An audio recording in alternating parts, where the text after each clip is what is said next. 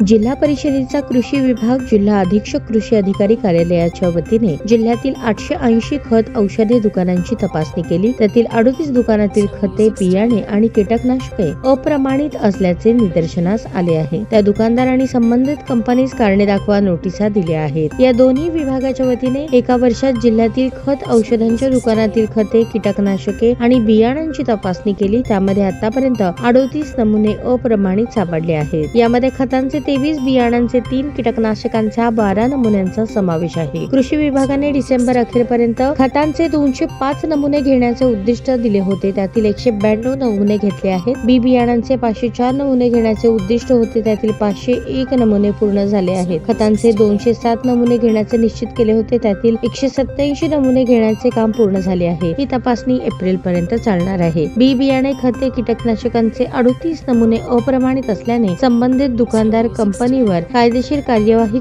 सुरू असल्याची माहिती कृषी विभागाने दिली। ताज्या बातम्या पाहण्यासाठी प्राईम महाराष्ट्र न्यूज चॅनलला सबस्क्राईब करा।